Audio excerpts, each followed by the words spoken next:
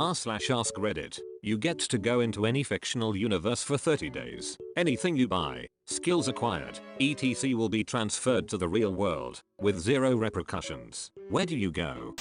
The Matrix, and I download loads of skill sets into my mind then come back. OP said any fictional universe. I'm sure a few people need to take their anxiety meds right now. Took them 20 minutes ago. I prepared for this moment. Star Trek. I want me a replicator, and maybe a transporter and a universal translator, and of course a spaceship. You don't want a holodeck? Surely you want a holodeck to partake in murder mysteries, right? Like just that? I dunno, I am a bit weary of that Moriarty fella. Probably just do some hot holo adult hugging videos instead. Star Wars Jedi Knight, Jedi Academy. Force heal sounds a lot cheaper than the dentist, and maybe a lightsaber or 200. A fine addition to my collection.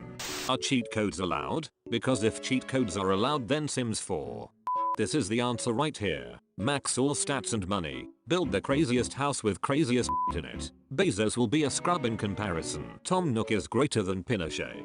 If that other guy gets cheat codes via The Sims 4 then I'm going to Skyrim and taking the console with me. You'll be practically a god. You can search for the name of any items, spawn things, edit the world space, edit people and stats, and of course become immortal. Player.add item F10 million.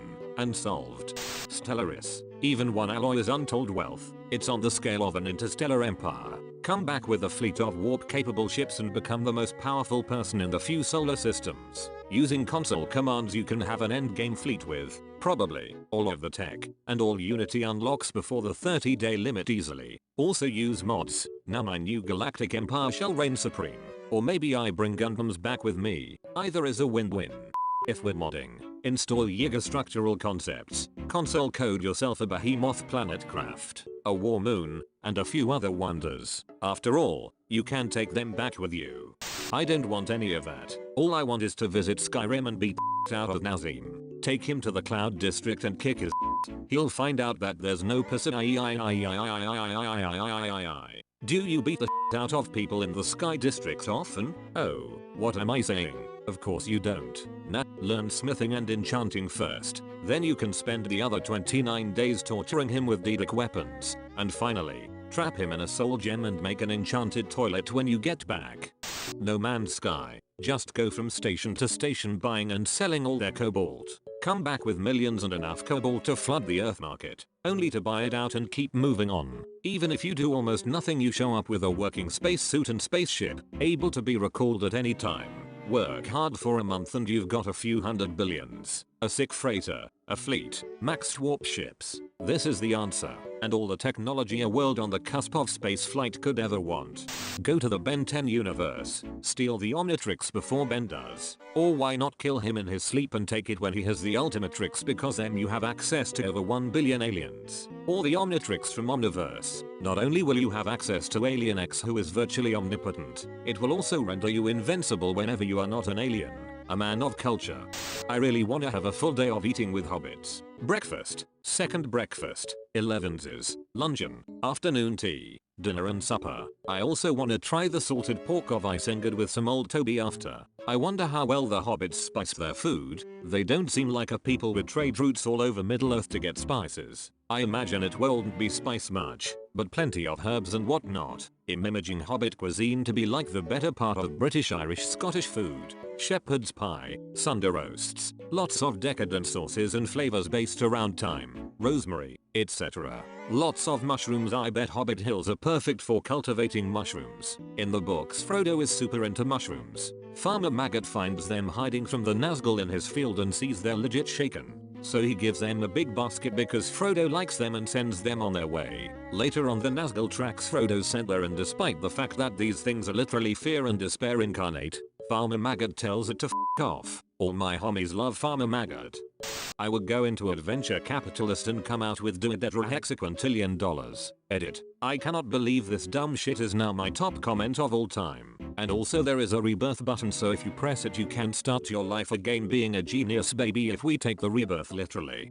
Pokemon, for sure. So many responses here rely on you being the hero or having certain things to start. I'm sure I could convince one of the professors or a random person to give me a Pokeball or my first Pokemon. You get and train that first Pokemon, you can fight others to get money, find gold nuggets, etc. Get and bring back a revive and max revive. Oh my god, the scientific possibilities. Finally, pets you can bring back with you.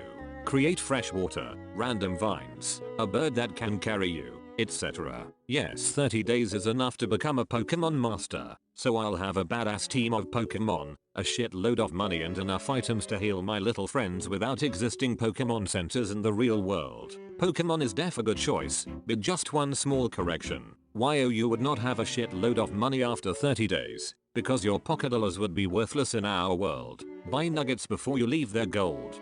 Minecraft obviously, a magical chest that can store 1728 cubic meters of stuff in a single cubic meter. That also suspends time inside. Food never spoils, lava doesn't cool, as well as being able to mine 9 diamonds to make a single cubic meter of diamond. Edit. This one thread has quadrupled my karma. Thanks everyone. I suck at math. How much money would 1 cubic meter of diamond be worth, assuming it is max carat? $16,500 per carat max value, and a cubic meter is 96,410,000 carats, so $1,590,765,000,000 diamond block. Holy guacamole, and I could carry around a shulker chest around in my pocket which would contain up to 1,728 of those blocks. So not only would I have a way to store anything for an infinite time, I would be the richest person alive. Congratulations, you have forced the global economy into a recession. Stardew Valley, but I am on my current save year 5. Edit. Thanks for the 1000 upvotes. See, if it's 30-day Earth time I would choose Stardew Valley too. I'd be an expert farmer, miner, and fisherman. I'd know how to brew beer and run a vineyard. And the best part would be having the knowledge necessary to move into a small town, run out the competition, and build a cult. I was with you until the end. Now I think I need to play Stardew Valley. Probably any video game where you start off as a commoner, but gain hyper magical powers and possibly immortality. Anyone can get rich. I want to be able to shoot fireballs, transform into a dragon, go invisible, talk with animals, bring objects to life, use telekinesis, all that good stuff. The culture. Everything is free, and bringing back at least one mind to set up the culture here. You're welcome, Earth. This is my number one choice, absolutely. And the first thing I'm doing is going to the nearest orbital and asking the local mind to please upgrade my body to a standard culture human. Culture humans live over 400 years, don't get cancer or heart disease, and have conscious control over their own endocrine systems. Hell, I don't even need to bring anything back with me. I'll be happy to just bring my own culture human body. If I do get to bring a thing back with me, though, can I bring, maybe, a plate class General Systems vehicle? I guess that's not a thing I can buy, given that it's sentient. Animal Crossing. I could purchase a 2-story house with basement and furnish it all with money I earn catching bugs and fish. Since I get to keep anything I find, I'd likely return to the real world with quite a few chunks of gold, plus rare fish and priceless art. Plus I'd have a full 30 days to just laze around, chat with cute anthropomorphic animals, help out a friendly ghost, and visit the nearby museum. If I get bored, I can fly off to exotic islands. Nothing bad can happen to me. Worst case scenario, I get bitten or stung by a venomous insect and either buy medicine that heals me instantly or I just wake up in front of my house. You could also keep running the clock back and stay in paradise forever. Holy you're right. As always, the real pro tips are always in the comments. Forza Horizon 4.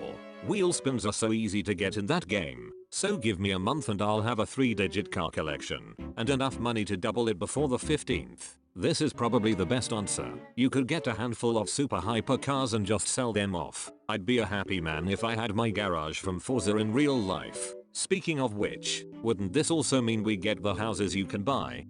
I would go to Gary's mod just because I can get the tool gun. With that thing you can basically scan and save any object, change its properties, duplicate it. You are basically set for life if you had something like that. Dragon Ball Universe. Go immediately to the hyperbolic time chamber. Get 30 years of training in 30 days. Return to this universe with the ability to fly, shoot explosive lasers from hands, teleport, and rapidly consume an entire dinner table's worth of food. Cookie clicker for sure, lol. There you are, with 300 grandmas suddenly. Where would you put them?